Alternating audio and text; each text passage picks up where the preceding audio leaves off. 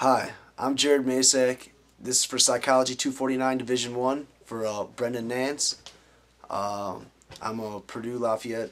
I go to Purdue West Lafayette, studying movement and sports sciences, and this is my senior year coming up. I did my report or my research on The Skin Game. It's a memoir by Carolyn Kettlewell, and it really never diagnoses her disorder in the book, but from my idea and understanding and the DSM-4 help, I diagnosed it as borderline personality disorder. To start off, I'm going to talk about her history and development of the disorder. The usual symptoms of the disorder includes instability of self-image, mood swings, unstable relationships, attempted suicides, and to act impulsively. And Carolyn suffered from, depression, anxiety, and self-mutilation. And that's why it was believed to be borderline personality disorder. According to the Abnormal Psychology textbook by Ronald J. Comer, the disorder mainly affects women more than men, being at least 75% more women than men, which is 3 to 1.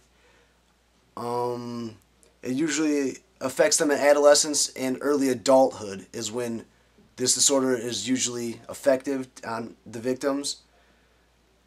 Many victims also suffer from self-destructive activities, and these activities can range from substance abuse, alcohol abuse, unsafe sex, and self-mutilation.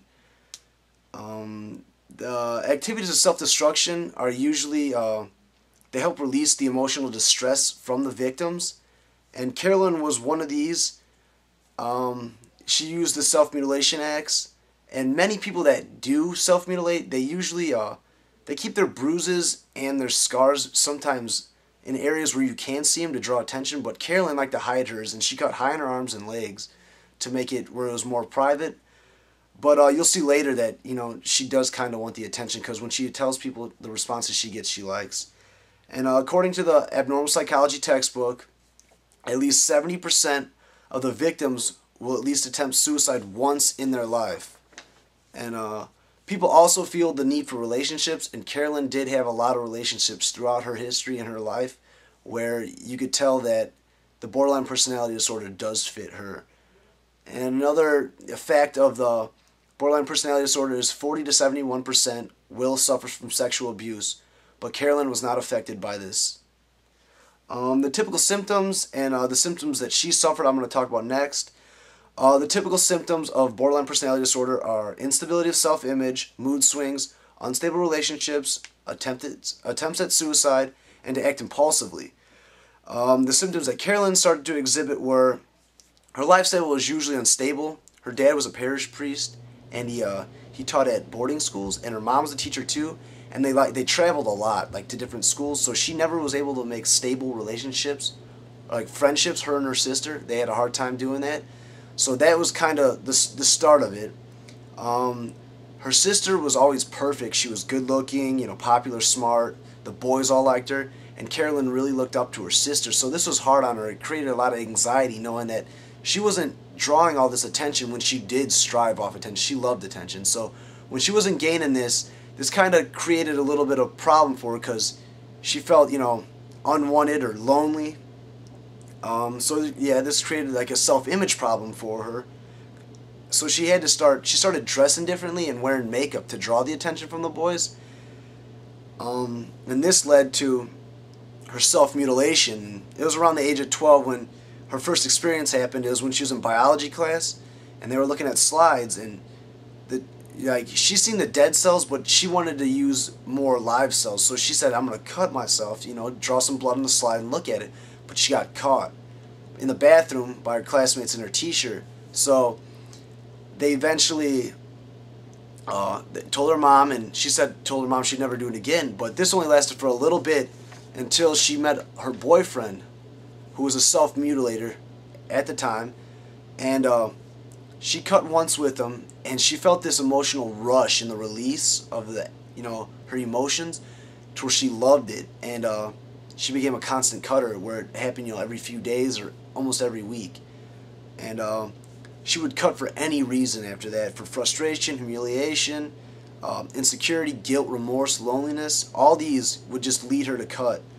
And she did happen to stop at sometimes like in transitions of her life where she would go from like boarding school to college, but only the smallest reminder would bring her back to her self-mutilating and her cutting problems.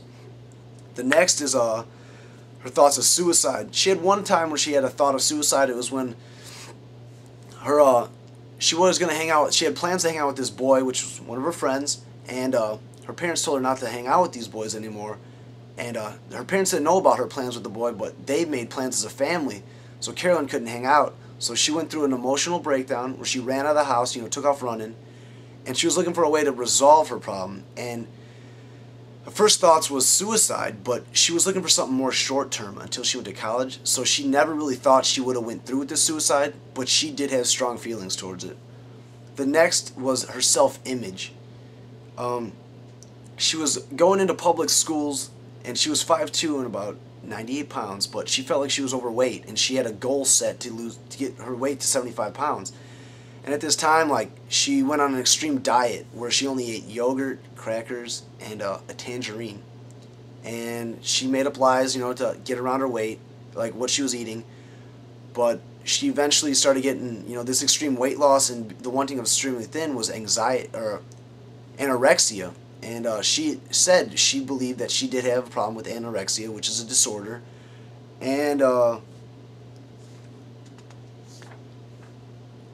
this perception of weight loss and everything, I believe, went on with her for the rest of her life till now. The next symptom is going to be needing attention. She loved attention. She was always the girl in class raising her hand, trying to draw attention from all the kids around her. She always needed boyfriends or relationships, someone wanting, comforting her. She went through a stage in her early 20s where she needed a new boyfriend every couple of weeks to get the new emotional want and the constant, attention. She loved that. So she went through that stage. Her cutting, I believe, was one sign of attention where, she hit him, but after she started telling people, I think she liked the sympathy and the attention she received from it. So I believe that was one of her symbols of getting attention too. Next symptom is obsessive thoughts. And she was obsessed with her self-image, and I think that was the reason for the anorexia, was the need for self-image. She always needed some type of boyfriend. That was another type of obsession. Schooling was huge. She always needed to get good grades, and her GPA always had to be higher. She usually got depressed, had anxiety problems, always worried about schooling. And then the future. She always needed something to strive for, something to get on with her life for. So like from boarding school to college, she had her, she went from that college to her career. She had something to look forward to. But when she got to her career, she seemed